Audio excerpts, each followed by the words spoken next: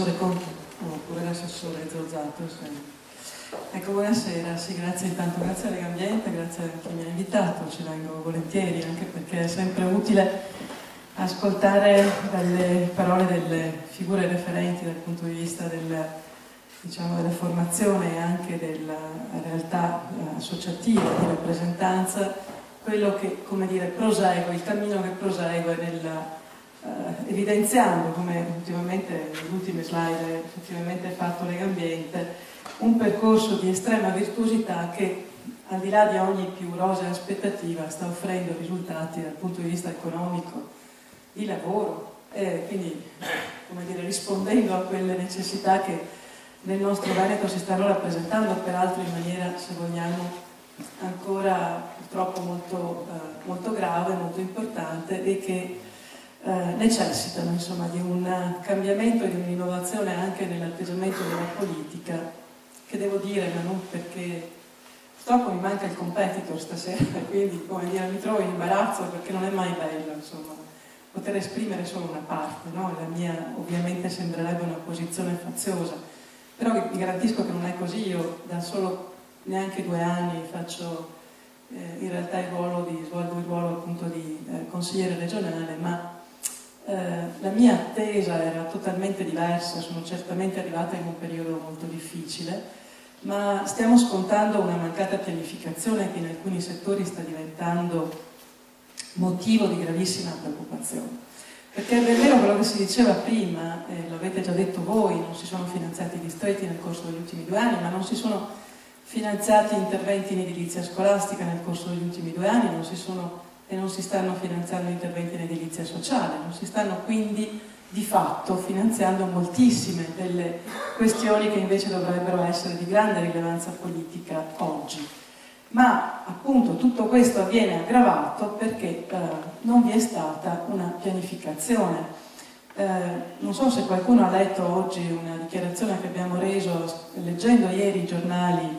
perché le informazioni ci arrivano così attraverso i giornali. E abbiamo visto che l'assessore alle energie tra pochi giorni, il 17 se non ricordo male, a Vicenza presenterà appunto una bozza di piano energetico regionale. È una grave lacuna, ma diventa una lacuna ancora più grave se pensate che di questo piano energetico regionale i consiglieri della Regione del Veneto, diciamo, ne sanno ben poco, nulla. Quindi dobbiamo dedurre che vi sia stata un'elaborazione in altra sede, che non abbia individuato le commissioni come dovrebbero invece, come promotori di questa attività pianificatoria, e tutti ci rendiamo conto che invece questi sono aspetti che hanno una rilevanza enorme oggi per la realtà delle comunità locali. Io ho fatto il sindaco per 9 anni nella mia città, siamo stati una delle 5 città italiane che nel 2004, quindi come dire pochissimi anni fa, ma un secolo fa, è stata una delle 5 enti locali che in Italia, anzi 9 enti locali, 5 comuni e 4 province, che in Italia avevano sottoscritto e intendevano quindi monitorare se stessi applicando il Trattato di Kyoto. Quindi all'epoca ci guardavano con gli occhi grandi e ci chiamavano pazzi, no? E proprio sull'efficientamento energetico si è sviluppato il grande lavoro della nostra amministrazione, ed è stata una scoperta anche per noi vedere, e ha ragione chi lo ha dichiarato prima, non ripeto, tutti i relatori più o meno lo hanno detto, che l'efficienza energetica è sicuramente il kilowatt più prezioso che abbiamo oggi, perché è il kilowatt zero, è quello che non costa nulla, è quello che ci dà l'autarchia, l'autosufficienza, è quello che ci mette nella condizione di non essere dipendenti. Ecco che, come dire, una politica abbastanza tiepida, per non dire in alcuni casi assente, certamente promuove, come dire, una concezione assolutamente non positiva dell'ambito che appunto questa sera rappresento. È un peccato perché non si possono leggere dichiarazioni che vanno costantemente in un senso quando la realtà che viviamo purtroppo non vede assolutamente applicare coerentemente quelle dichiarazioni, insomma. inutile che diciamo che vogliamo diventare la regione cuore verde d'Europa quando continuiamo, adesso dovrebbe partire, mi dicevano proprio oggi, l'autodromo di Verona e partirà Veneto City e si continua quindi con questa logica che è una logica ormai, come dire, assolutamente passata. Quando si continua, per esempio, a voler offrire solamente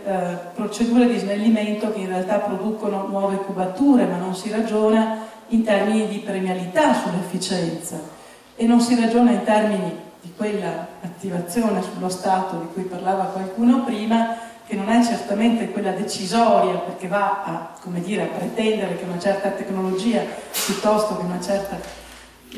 quale funzione venga fatta dalla politica, che non gli compete, diciamolo subito, ma certamente se tu ti poni degli obiettivi che sono obiettivi ormai valutati necessari, non più neanche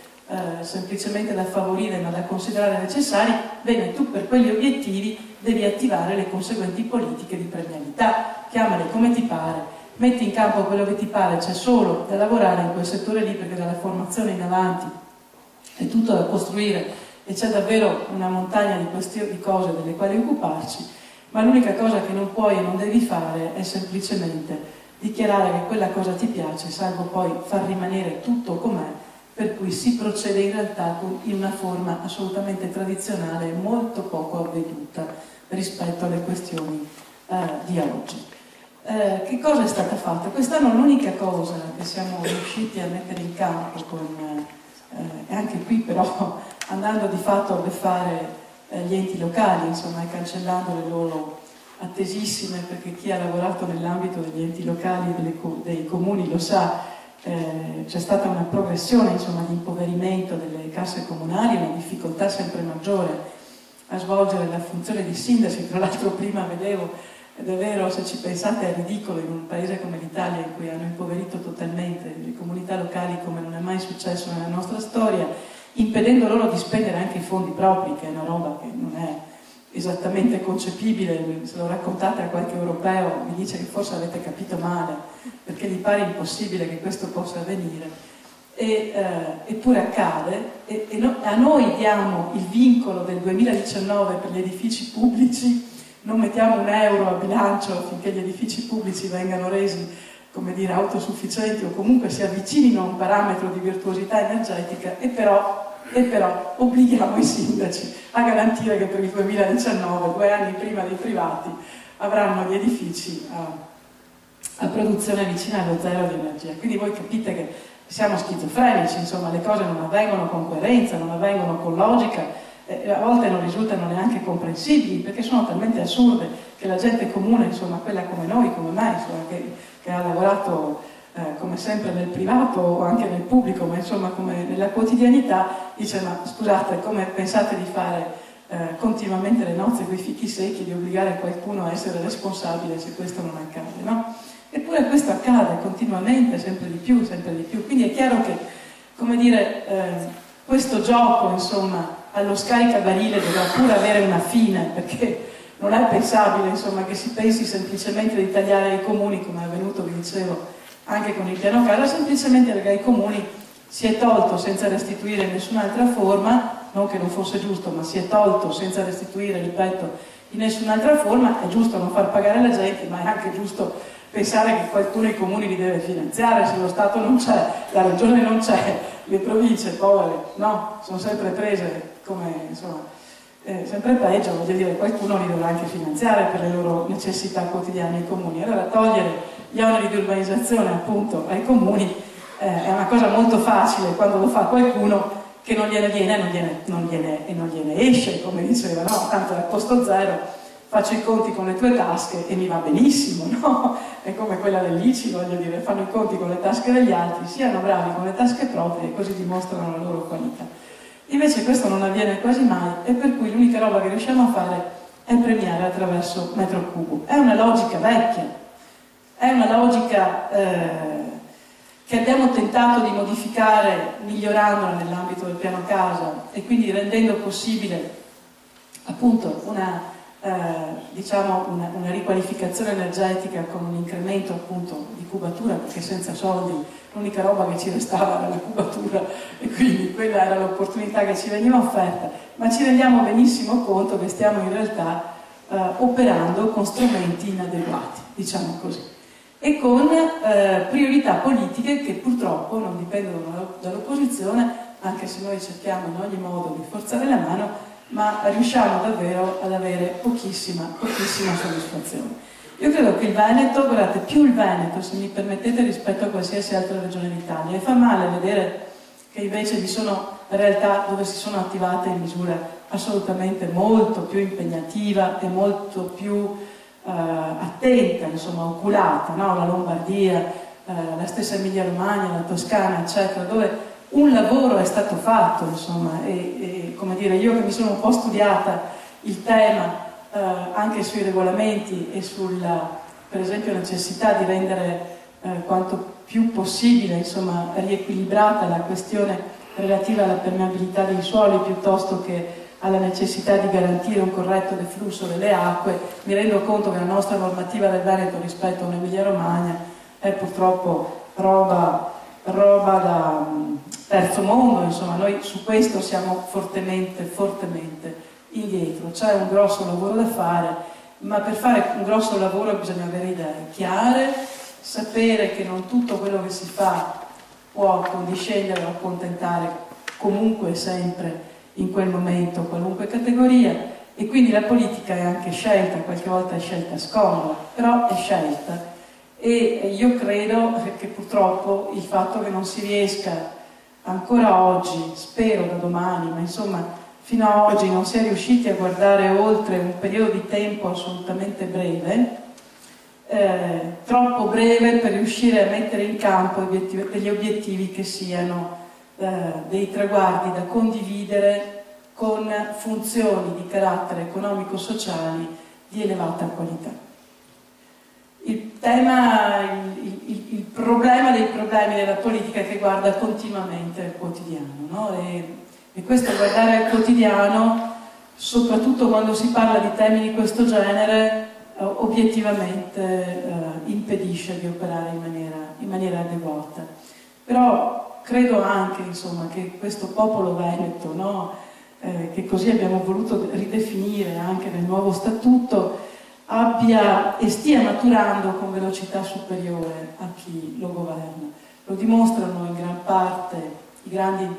numerosi interventi che ci sono stati, anche di tipo